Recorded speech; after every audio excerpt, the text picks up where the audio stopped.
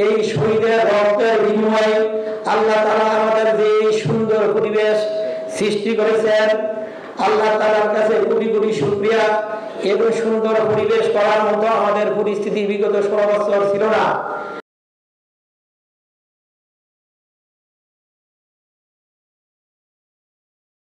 আমার ছেলের নাম মোহাম্মদ আদিল।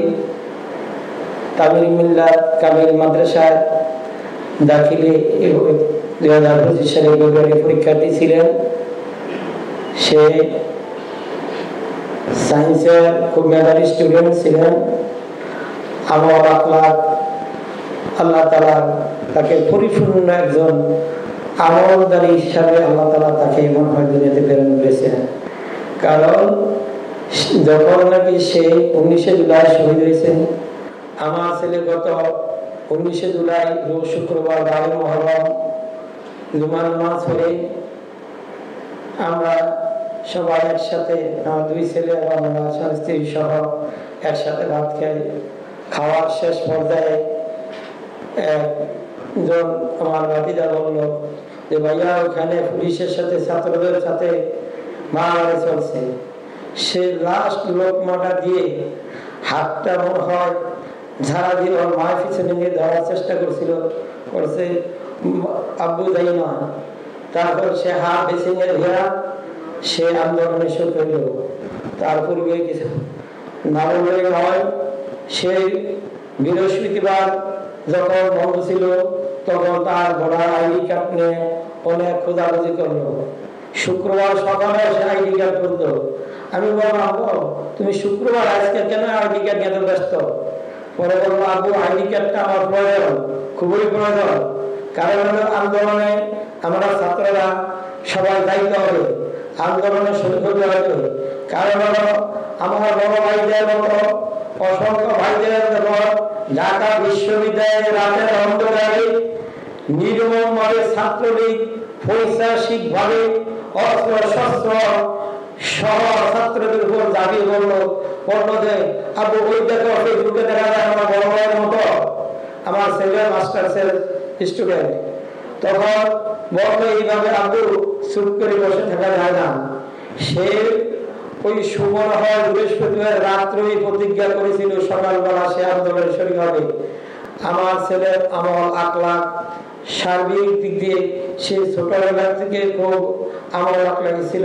সে ছোটবেলা কওমি মাদ্রাসায় পড়তো, এরপরে তামিল মিল্লাত কামিল মাদ্রাসায় সায়েন্সে অলিম্পিয়াড ম্যাথের চ্যাম্পিয়ন হয়েছে।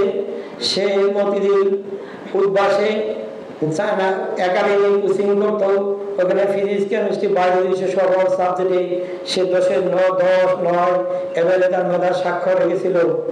আমি আমার যে মেধাবী সন্তান হারিয়েছি, আল্লাহ তাআলা তাকে শহীদ হিসাবে সর্বোচ্চ মর্যাদা দান করে সে যেমন শহীদ তাকে আল্লাহ তাআলা শহীদ হিসাবে কবুল করে। এই শহীদের রক্তের বিনিময়ে আল্লাহ তাআলা আমাদের যে সুন্দর পরিবেশ সৃষ্টি করেছেন, আল্লাহ তাআলার কাছে কোটি কোটি শুকরিয়া। এত সুন্দর পরিবেশ করার মতো আমাদের পরিস্থিতি বিগত 16 বছর ছিল না। এই সরকার যখন এই ক্ষমতা আসে সে তার অন্যায়কে দীর্ঘায়িত করার জন্য মাস্টার প্ল্যান নিয়ে এগিয়েছিল। কারণ বিদ্রোহের মাধ্যমে এই দেশের দেশপ্রেমিক সেনাবাহিনীগুলিকে হত্যার মাধ্যমে তার অন্যায়কে অব্যাহত রাখার জন্য দেশপ্রেমিক সেনাবাহিনীগুলিকে প্রথমে সে ধ্বংস করেছিল। কারণ এই দেশপ্রেমিক সেনাবাহিনী যখন থাকতো তাহলে সে এই অন্যায়টাকে দীর্ঘায়িত করা সম্ভব হতো না।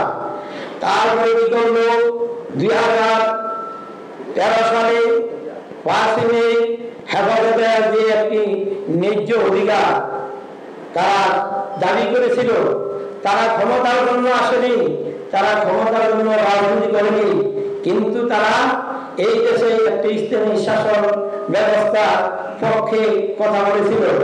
তাদেরকে রাতের আধারে নির্মম ভাবে যত রকম অত্যাচার করা যায় সকল ব্যবস্থার মাধ্যমে তাদেরকে হাজার হাজার ছাত্র শিক্ষক এবং আলেম ওলামা সহ জনতাকে তারা মেরে খুন করেছিল, কেউ মুখ খোলার সাহস পায় নাই। তার ধারাবাহিকতায় 2018 সালে ছাত্র আন্দোলনে সেই বৈঠকের মাধ্যমে নির্যাতনের মাধ্যমে ছাত্র আন্দোলনকে দমে দেওয়ার ব্যর্থ চেষ্টা করেছিল। সেই ফলশ্রুতিতে 2024 সালে যখন ছাত্ররা তাদের নিজ অধিকার জন্য আন্দোলন শুরু করলো, সেই ওই ধারাবাহিকতায় তার জুলুম নির্যাতনের মাত্রাকে আরো বাড়িয়ে এই আন্দোলনকে সে দমন করার চেষ্টা করেছিল।